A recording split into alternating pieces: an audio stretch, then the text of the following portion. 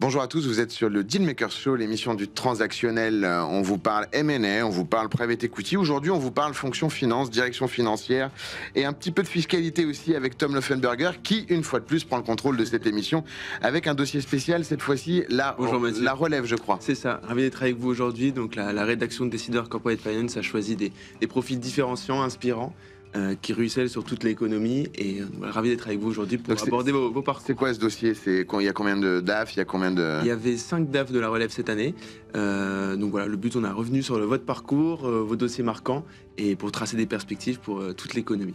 Parfait. Pour en parler, Noé Peuillet. Bonjour Noé. Bonjour. Vous allez bien? Très bien, et vous? Très bien, vous êtes DAF de Glimmer depuis 4 ans déjà. Exactement. 4 ans déjà. Entreprise spécialisée dans l'imagerie médicale par EA, boîte qu'on connaît bien parce que c'est une boîte qui était une scale-up. Vous avez fait une série B en 22, vous avez fait quelques acquisitions. Vous êtes une acquisition récente par un groupe américain, je crois que c'est très récent. Hein. Oui, 2 semaines. Voilà. Pour une belle valo, on y reviendra. Merci d'être avec nous Noé, on va parler de votre parcours au sein de Glimmer et avant. César. Bonjour. Bonjour. Merci d'être avec nous. June. Oui, exactement. June, on n'est pas dans l'imagerie médicale, on est plutôt dans la couche Exactement. et les produits bébés. Tout à fait. Avec un business model différent, liant transparence, peu d'engagement. On est sur du B2C, hein, clairement, chez June. Alors, on est sur du B2C qui bifurque vers le B2B. Ah, ça tombe bien parce que j'avais un tacle à vous faire sur le sujet, donc vous avez déjà prévu la réponse. Robin Gaulier, bonjour. Bonjour Mathieu. Vous êtes counsel en taxes transactionnelles, mais également taxes corporate au sens large, chez Baker McKenzie depuis 6 ans. 7 ans bientôt. 7 ans bientôt, Ouais. voilà. Ouais, je suis avocat depuis 12 ans. On est ravis de vous accueillir. Pourquoi vous avez choisi le taxe, Robin? C'est une matière qui allie les chiffres, les chiffres, le droit, et surtout qui est très proche de l'économie et du business de nos clients.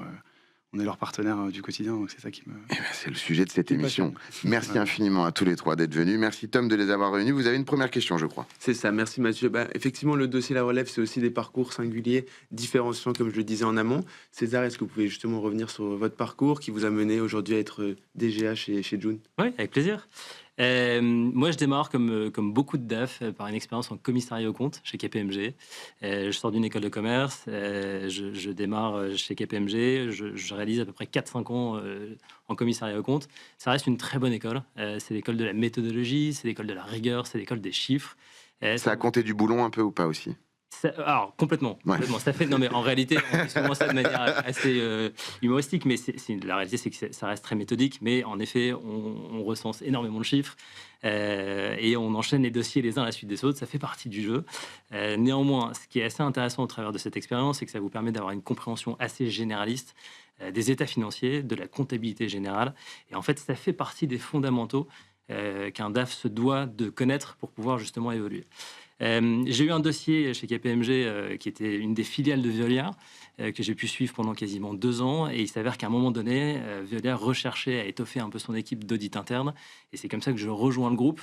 Je passe 4-5 ans en audit interne. Alors chaque structure ou chaque groupe a vraiment un audit interne qui est très très propre. L'avantage de l'audit interne chez Veolia à l'époque, c'est que vous faisiez et du contrôle interne et de la stratégie et de la finance pure et qu'après vous aviez des sujets un petit peu de management.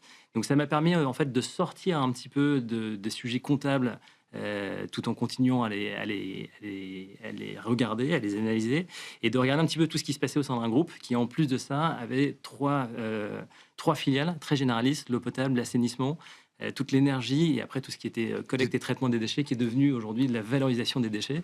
Et donc, ça vous ouvre en fait un spectre tout à fait différent sur des sujets avec justement très stratégiques, très financiers, très comptables, très contrôle interne. Et finalement, ça a été vraiment une école de la formation qui m'a permis d'évoluer assez naturellement vers un poste de DAF. Et c'est comme ça que j'ai eu une opportunité en interne chez Veolia de devenir DAF d'une filiale un peu particulière. C'était la filiale de l'entrepreneuriat.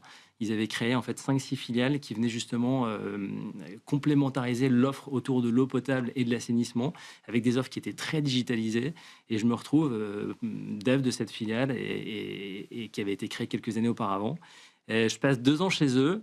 Et puis, à un moment donné, voilà, j'étais contacté pour rejoindre une start-up. Donc là, je quitte complètement l'univers des groupes KPMG, Veolia, pour rencontrer l'équipe de June qui avait fait un joli parcours et qui avait une ambition très, très forte avec une stratégie extrêmement claire. Et donc, par curiosité, je les rencontre et en fait, je me suis fait complètement happer par l'univers de June et je les ai rejoints en 2021. J'arrive, je m'occupe et de la finance et de la data, somme toute assez classique pour un poste de CFO. Et puis finalement, au gré des opportunités, j'ai eu l'opportunité de travailler avec l'équipe tech, et donc qui a été un énorme challenge dans ma carrière. Et puis j'ai également eu l'opportunité de travailler sur le B2B, qui était très embryonnaire à cette époque-là, mais qui a énormément évolué chez June. Je rebondis sur le futur tacle de tout à l'heure. Et aujourd'hui, justement, en tant que CFO, j'avais donc la finance, la tech, la data, le B2B. Donc j'avais un poste qui était de plus en plus généraliste et qui m'a permis de devenir directeur général adjoint de June récemment. C'est génial. Vous avez toujours eu une fibre entrepreneuriale parce qu'on retrouve le mot entrepreneur, la thématique entrepreneuriale dans ce que vous avez cherché à faire. Est-ce que vous avez les postes qui sont présentés à vous, que vous avez acceptés, c'est une finalité pour vous ou c'est quand même quelque chose qui vous est un peu tombé dessus finalement au fur et à mesure des briques que vous ajoutiez à votre...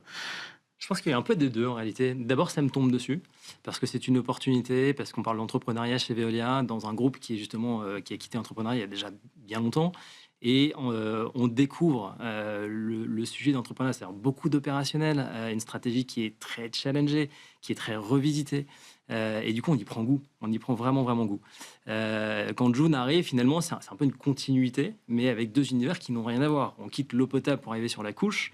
On n'a pas la même clientèle. On travaille beaucoup avec des collectivités ou avec des industriels. Là, on travaille avec des particuliers, puis ensuite avec des industriels, mais ça arrive dans un deuxième temps. Donc, il y a quand même un fil conducteur, mais c'était une opportunité qui est devenue finalement une fin en soi, presque. Merci beaucoup. Merci César. César, pour cette introduction. Et Noé aussi, vous avez été, justement pour revenir sur votre parcours, vous avez été directeur financier du groupe Indigo à 27 ans. C'est assez inouï. Corporate Finance Corporate Finance, je me reprends effectivement, à 27 ans, mais ce qui reste tout de même assez inouï. Est-ce que vous pouvez revenir justement sur ce parcours? Alors, moi, un peu comme César, mais alors beaucoup plus court. J'ai fait un tout petit peu d'audit. Après, j'ai voulu faire un peu de banque. Et je me suis dit, bon, je vais découvrir le corporate. C'était dommage de ne pas faire les trois. Et donc, je suis arrivé chez Indigo un peu par hasard, à un poste de stagiaire. Au début, en M&A, communication financière. Et finalement, j'ai grandi dans le groupe. On m'a pas mal fait confiance. Ça avait l'avantage d'être une société qui se structurait. Parce que Vinci venait de céder à Ardian sa participation. Ça se digitalisait à mort aussi et tout. Ça se digitalisait. Il y avait toute la mobilité douce qui arrivait. Et donc, ils ont structuré ce département M&A Corporate Finance. Et ils ont misé sur des jeunes. Et donc, j'ai pu grandir avec eux. Je suis resté 7 ans. Et je suis devenu directeur Corporate Finance juste avant le Covid, fin 2019. En récupérant du coup M&A, financement. On avait une grosse partie d'obligataires. Et vous aviez passé combien de temps dans la boîte entre votre arrivée en stagiaire et ce moment-là? 7 ans. 7 ans. Ouais, ça va vite. Et après ça... c'est l'appel de la scale-up. C'est l'appel de la scale-up. En fait, on avait des startups chez Indigo. Il y avait quelqu'un de la startup avec qui j'avais travaillé qui était parti chez Glimmer en CEO. Et il voulait faire une série B. Et donc, il m'appelle, il me dit, on cherche un DAF pour faire la série B. Et là, je suis tombé un peu amoureux du projet. Vraiment, projet passionnant. IA en imagerie médicale, fort impact. Et l'équipe également. Et du coup, je les ai rejoints mi-2022. Et on a conduit ensemble la série B. On a levé 27 millions. Et depuis, on a acquis 2 sociétés françaises l'année dernière pour étendre notre portefeuille. Aujourd'hui, au départ, on faisait que du X-ray. Puis la série B nous a permis de étendre notre portefeuille vers le scanner, le CT scanner, et la mammographie. Et ces 2 acquisitions étaient en IRM, donc pour couvrir l'intégralité de toutes les modalités. Et du coup, proposer notre offre copilote, c'était ça notre rationnel, notre offre copilote qui puisse accompagner les radiologues sur la grande majorité de leur examen de routine en imagerie médicale.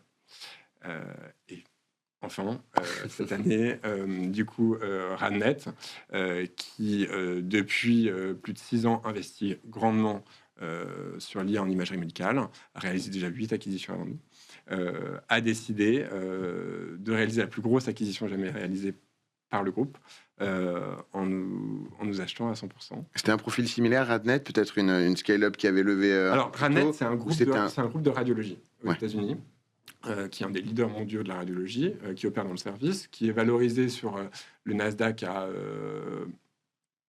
6 milliards de dollars en valeur d'entreprise. Fois 2 depuis l'annonce de l'acquisition Glimmer, voilà, évidemment. Exactement. Voilà. Et qui réalise 2 milliards de chiffre d'affaires, initialement, principalement dans le service, et du coup, qui s'est diversifié en pariant sur l'IA et l'automatisation du diagnostic et l'efficience de l'IA, apporter de l'efficience avec l'IA sur tout le flux de travail du radiologue, depuis maintenant 6 ans, avec toutes ces acquisitions. Et donc, finalement, Glimmer, aujourd'hui, permet de compléter leur portefeuille, notamment sur le X-ray, puisqu'il couvrait essentiellement le CT scanner, l'IRM et la mammographie, et d'avancer encore plus rapidement pour construire, aujourd'hui, ils sont devenus incontestablement le leader de l'IA en image agricole. Et on va revenir justement sur cette acquisition, cet arrimage, qui n'est pas une intégration, mot utilisé il y a quelques instants par Franck Lemery dans ce plateau qu'on salue. Quelques questions à Robin, je crois, Tom. Robin, justement, en tant qu'avocat, comment vous accompagnez des pépites en plein développement comme Joon ou Glimmer? Vous avez un rôle il y a plein de typologies de boîtes, j'imagine, dans le portefeuille client de Baker & McKenzie. Quand on conseille un Carrefour versus une scale-up, une société qui est en croissance, qui n'a pas les mêmes besoins, qui n'a pas la même équipe, le rôle n'est pas le même. Non, le rôle n'est pas le même et on n'intervient pas au même stade de l'existence du client. Mais nous, chez Baker, on a cette fibre entrepreneuriale où on accompagne des clients qui ont toutes les tailles, que ce soit des clients qui, justement, sont en pleine croissance ou des clients qui sont très établis. Et justement, on sait adapter notre conseil à un conseil où on va identifier quelles sont les premières problématiques clés du client lorsque on est à ses débuts et quelles sont les problématiques qu'il va rencontrer et qu'on doit lui pousser compte tenu de l'actualité fiscale en particulier, qui est très changeante lorsque le client est très établi. Et justement, nous, on sait avoir cette bonne connaissance du client et on a à la fois des clients qu'on accompagne au début de leur vie, mais également des clients qu'on suit depuis plus de 20 ans, parce que justement, on est capable de les accompagner sur toutes ces problématiques et de leur rendre un conseil qui soit vraiment sur mesure selon leur taille, en fait. Et à quel moment, justement, de la start-up ou de la scale-up, la fiscalité devient un levier stratégique pour la direction financière, et plus seulement une contrainte? Alors, la fiscalité, effectivement, peut être vue comme une contrainte, mais c'est aussi une stratégie, puisque lorsqu'elle est correctement gérée, on évite des risques et donc on évite des coûts, surtout, en réalité. Ça permet aussi de se développer de la manière la plus intelligente possible, dans une réglementation qui est changeante et qui est complexe, puisqu'elle est à la fois nationale, mais aussi multinationale, lorsque la scale-up commence à s'étendre à l'étranger en particulier. Donc, je crois que nous, on intervient, et je pense que c'est important d'aller voir son fiscaliste dès lors que la société commence à avoir un profit, donc une base taxable qui commence à apparaître. Et en particulier, il y a un virage qu'il ne faut pas rater, c'est au moment de l'expansion à l'international, puisque là, ça soulève des problématiques qui sont françaises, donc qui peuvent être connues, mais également internationales et qui donc sont beaucoup plus compliquées.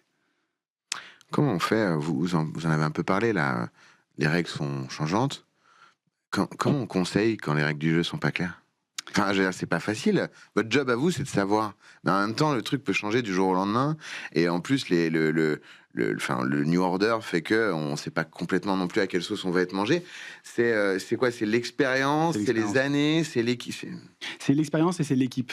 C'est l'expérience collective en réalité, parce que et c'est pour ça qu'on a cette organisation où on est très spécialisé sur des domaines extrêmement précis de la fiscalité. Comme ça, on assure une accumulation d'expérience qui est suffisante pour justement être capable de voir tous les points, mais rien que les points. C'est parce que c'est bien de soulever des problèmes, mais c'est bien aussi de proposer des solutions et de ne pas soulever des points qui ne sont pas auprès des clients. Et on salue une partie de l'équipe, voilà. Caroline, Eric, Véronique, brillant, voilà, qui sont tous les trois des sommités en fiscalité, contentieux pour Eric, prix de transfert et fiscalité internationale pour Caroline, et puis notamment l'hospitality pour Véronique, je crois. Exactement. Tout à fait.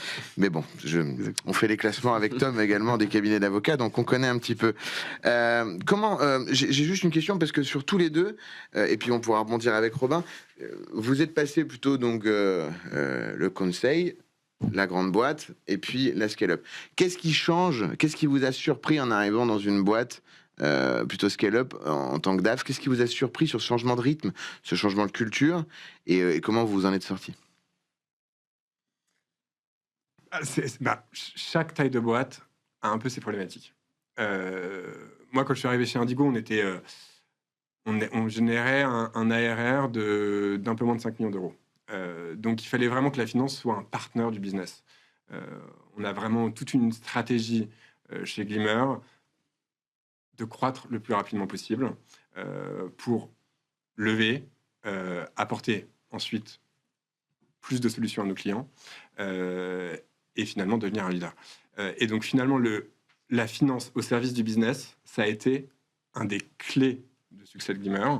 Ce qui était assez différent finalement chez Indigo, qui est une boîte d'infrastructure. Donc là, pour le coup, c'était plus la finance au service de l'investissement. Ouais. Donc je pense que ça s'explique à la fois par la taille de l'entreprise et la nécessité de croître. On croit ou on meurt, finalement, quand même un peu la scale-up. Et aussi le secteur. Ouais. Allez, on perce l'abcès, cher ami. C'est la contraction, la correction du marché du venture, et notamment sur les séries C, D, E, le fait que le fundraising est difficile, qui fait que la piste de l'acquisition par un acteur américain a été privilégiée par opposition à une piste de build-up européen dans lequel vous auriez pu tout à fait évoluer avec une nouvelle levée. Alors, pas tout à fait. Non, mais pas tout à fait. voilà. Non, en vrai, toutes les perspectives étaient ouvertes. On avait rencontré quelques acteurs parce que on a beaucoup de partenariats. Les acteurs de l'imagerie médicale sont aussi nos distributeurs. Donc, en fait, on travaille avec eux quotidiennement. Donc, toutes les portes étaient un peu ouvertes.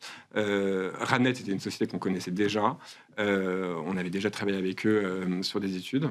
Et finalement, leur projet correspondait grandement aux nôtres. Leur ADN, leur vision du business, du produit et du service du client était parfaitement compatible avec la nôtre. Et donc, la stratégie qu'on a eue, qui est la stratégie de Radnet aujourd'hui, c'est de créer finalement un leader mondial de l'imagerie. Et finalement, créer un leader mondial dans la santé, c'est regrouper des connaissances et de l'excellence globale, et pas forcément que français ou que européen. C'est le marché US, ouais. Et cette histoire, c'est fait comme ça. Et donc, c'était pas du tout dans le souhait d'abandonner l'Europe. Et aujourd'hui, on a beaucoup de projets en France qu'on va continuer, des investissements qui sont engagés et qui vont se poursuivre. Mais c'est vraiment cette équation globale d'excellence et de rassembler toutes ces compétences dans un leader. Génial. On est dans le D-Maker Show. D-Maker Show, c'est aussi bien sûr des dossiers marquants. Vous, César, justement, est-ce qu'il y a une opération ou un dossier qui vous a particulièrement marqué ou sur lequel vous avez particulièrement appris? C'est la question, le dossier de ta life. Que vous souhaitez mettre en avant? Le DOS, le deal. Ouais. Oui, alors il y en a eu plusieurs, mais il y en a une qui m'a particulièrement marqué. Elle est assez récente. Il y a à peu près 3 ans, on se rend compte qu'il y a une opportunité à saisir sur la partie B2B. C'est-à-dire qu'en respectant un cahier des charges qui est toujours le même pour June, avec des couches et des produits cosmétiques, on a une certaine forme d'essoufflement de la digitalisation et en même temps une demande qui est de plus en plus marquée sur le B2B, d'avoir un besoin de voir le produit, de le tester. Et à ce moment-là, on démarre avec les pharmacies, ce qui était tout à fait complémentaire, ce qui était cohérent, puisqu'on avait de la prescription avec le pharmacien, et puisqu'en même temps, on avait une certaine forme de dépannage qui venait complémentariser un petit peu l'abonnement. Et puis en fait, fort de ce succès, à un moment, on se pose la question de se dire, est-ce qu'on part sur d'autres leviers, notamment du B2B, et se pose la question de la grande distribution. Et à ce moment-là, on a l'occasion de rencontrer Carrefour. C'est au moment où la loi de Crozaille 3 passe. Donc ça veut dire que vous avez une promotion qui est rabotée à 34% pour tous les acteurs. Et donc, ça demande aux distributeurs, aux acteurs, donc fournisseurs, de se réinventer. Et nous, on a une opportunité d'arriver avec un produit qualitatif, avec un produit qui respecte toujours le même cahier des charges, mais avec un lifestyle un peu différent, un peu moins cher qu'on peut répercuter sur le prix, et qui nous permet justement d'arriver chez Carrefour. Et donc, on rentre dans toute une phase de discussion, de négociation, d'échange, qui ont été extrêmement important pour June, game changer, puisque finalement Carrefour nous octroie une bonne partie de son parc, on démarre chez eux. Vous êtes fait la grosse négo grande distri, quoi, la fameuse. Oui, la fameuse. Alors la vraie négociation, elle est plutôt arrivée 1 an plus tard, quand vous êtes déjà en place, que vous avez montré quelques KPI à l'appui pour défendre votre dossier, et en même temps vous vous rendez compte qu'il y a une belle opportunité pour Carrefour, pour le client, pour June. Et donc là, on rentre dans une négociation, en effet, qui fait partie du grand jeu. Donc on nous avait dit, attention, ces négociations sont très longues, très compliquées, c'est un vrai marathon. Il va faire chaud dans la salle. Et ce qui n'est pas tout à fait vrai. En réalité, c'est vrai que c'est chronophage. Néanmoins, Carrefour est un acteur avec qui on a eu des échanges extrêmement constructifs, très très cohérents, avec qui on a beaucoup de plaisir. Exclu avec Carrefour On a eu une exclusivité pendant 1 an, tout à fait. Mais alors après, au bout d'1 an, on a... Ça faisait partie du... se finalise. Donc c'était une expérience assez significative chez June, et pour moi en tout cas.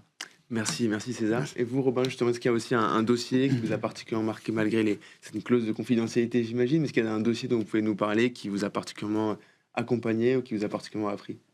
Oui, je pense notamment au secteur de l'hospitality. Je travaille avec Véronique Michard, que vous avez mentionné, sur un client qu'elle suit depuis 20 ans et qui m'a particulièrement marqué parce qu'on a la chance de les accompagner sur l'ensemble des problématiques de leur quotidien, mais aussi des différents cycles de leur vie, donc les différents hauts, les bas, puisqu'ils ont eu aussi des bas.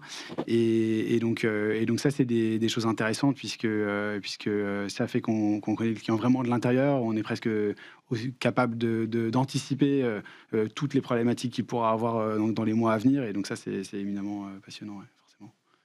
Merci beaucoup. Le deal de votre vie, c'est celui-là? Alors, c'est pas celui qui a fait mes armes. Il y en a un autre. Non, je pense que celui qui a... Enfin, le deal qui a vraiment fait mes armes et qui était complexe, c'était un deal chez Indigo de JV. Parce que les JV, c'est toujours un peu compliqué. Donc, on rachetait... Donc, Indigo au Brésil, on était numéro 2. Et on voulait racheter le numéro 3. Donc c'est en plus un deal avec un concurrent. En JV au Brésil, avec des problématiques fiscales. Le Brésil, c'est très différent de la France. C'est light, je crois, sur les taxes d'importation. C'est un pays, effectivement, où... Tout est différent. La TVA, ça n'existe pas. Du travail, tout est différent. Et donc, du coup, c'était en plus un deal très international. Et ça, c'est un deal qui a pris bien 1 an, qui a fait pas mal de nocturnes. Et donc, je pense que c'est le deal qui a vraiment formé mon... Et un closing à Rio? Et un closing, non, c'est São Paulo. Ouais. Écoutez, merci beaucoup en tout cas pour tous les trois pour ces dossiers. On fait un moment Crystal Ball, question à tous les trois. Chacun, vous nous dites qu'est-ce que la direction financière ne fera plus dans 10 ans et qu'est-ce qu'elle fera de nouveau. On commence par César, qui me regarde avec des yeux. C'était obligé. Ce qu'elle ne fera peut-être plus, c'est d'élaborer sa propre comptabilité. Soit elle sera externalisée, soit elle sera donc par des cabinets, soit par des solutions. Ce qu'elle fera toujours, c'est le contrôle de cette comptabilité. Ce qu'elle fera toujours, c'est accompagner la direction, les stakeholders, les investisseurs dans une stratégie. Ça reste pour moi un des pans principaux de l'accompagnement de la direction financière. Ce qu'elle fera toujours, c'est le suivi de la performance, qu'elle soit bonne, qu'elle soit moins bonne, pour justement insuffler des nouvelles directions. Et c'est là où on retrouve justement quelque chose de pérenne, quelles que soient les évolutions, visibles ou invisibles. C'est l'accompagnement opérationnel, l'accompagnement stratégique, sous un seul et même prisme qui est celui des chiffres. Et qu'est-ce qu'elle fera de nouveau ?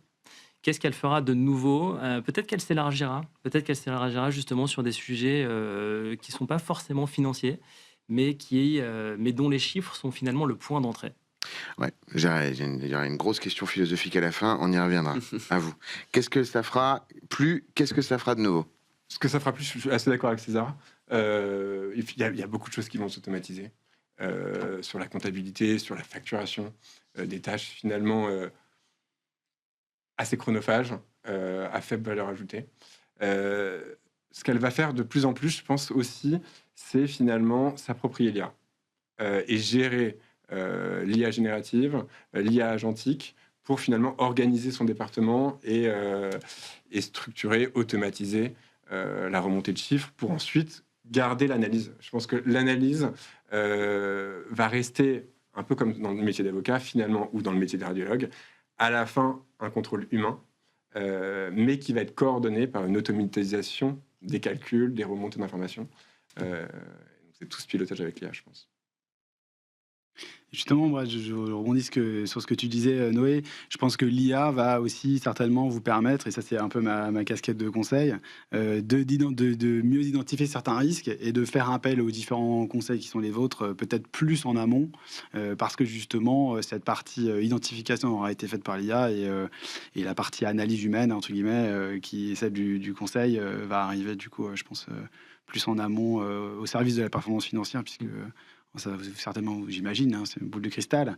Vous évitez des risques en conséquence. Merci à tous les trois. Il nous reste 3 minutes pour débattre. Est-ce qu'on est dans un moment de grâce avec justement l'IA ? Est-ce que le monde tel qu'on le connaît, très EPM, finance, compta, contrôle de G, taxes, tout ça, est-ce que toute cette donnée, étant donné qu'elle demain, elle va plus être silotée, elle va même être accessible, même par un non-sachant ? Enfin... Ça veut dire que non seulement la direction financière va s'élargir, mais en réalité, il n'y a plus de direction financière. Elle est là. Enfin, je veux dire, on est dans Tron, quoi. Je veux dire, il y a plus besoin d'une direction financière, puisqu'en réalité, elle devient le business. Elle se confond dans le business et elle apporte quelque chose par rapport à une notion de rôle d'investisseur, de rôle de contrôle, évidemment, par rapport à une mission. Mais le côté, la DAF, ou la direction taxe, ça va forcément évoluer. 2 minutes pour répondre, vous avez le point de départ. Là où je vous rejoins pleinement, c'est qu'en effet, aujourd'hui, ces directions financières en tout cas, sont de moins en moins silotées. Et donc, on arrive sur finalement une sorte de pot commun avec toutes les verticales classiques de la direction financière. Là où je vous rejoins peut-être un peu moins, c'est qu'en effet, l'IA est en train de transformer cette direction financière, transformer de manière générale le business, mais il y a toujours besoin de cette compréhension. Et la petite difficulté de l'IA, en tout cas c'est comme ça que je l'aperçois, à tort ou à raison, c'est cette boîte noire. C'est-à-dire que vous posez une question, vous en avez une réponse qui est avec une certitude assez éclairée. Néanmoins, le mécanisme pour arriver à cette réponse, c'est comme une équation de maths. Ouais. Vous posez l'équation, puis vous avez un résultat, mais est-ce que vous avez bien compris quelles ont été les étapes pour arriver à ce résultat ? Et c'est pas tellement le but de challenger ce résultat qui, de toute manière, est généralement plus probant que votre propre réflexion. C'est beaucoup plus, est-ce que vous avez pu comprendre comment vous êtes arrivé à ce résultat-là et si ce résultat est le bon pour avancer. Et ça rejoint un peu la discussion, il y a besoin d'analyse, mais pour avoir une bonne analyse, il y a besoin d'avoir une compréhension. Et c'est peut-être finalement le talon d'Achille de l'IA à date, c'est de comprendre comment on en arrive là et comment, au-delà de cette compréhension, on peut naviguer pour prendre les bonnes décisions. Merci beaucoup. Mais c'est ça, hein, effectivement, oui. ce que j'évoquais, c'est le technique, le tableau qui est une forme de consommation de l'information est challengé par l'IA, je trouve, peut l'être demain. Et c'est par contre l'analyse et l'interprétation qu'on en fait. Savoir encore comment on formera ceux qui auront bossé depuis le day one avec la solution sans l'équation, pour avoir un sens critique. À vous, Noé.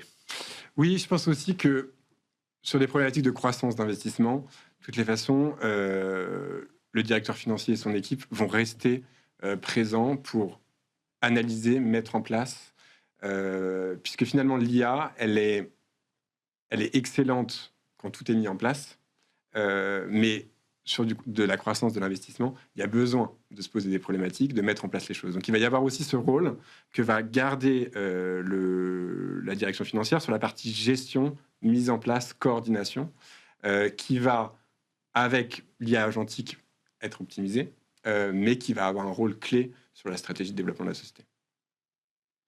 Oui, moi je rejoins ce que disait César et Noé, c'est que l'IA est un accélérateur, un optimisateur, mais il y a toujours cet aspect compréhension. Est-ce que non seulement les étapes ont été les bonnes, mais est-ce que aussi on a posé la bonne question à l'IA, parce qu'en réalité l'humain, en se posant des questions, va aussi identifier des nouvelles problématiques et donc se reposer des nouvelles questions. Et en fait, la limite de l'IA, c'est que l'IA répond à une question, en fait, en réalité.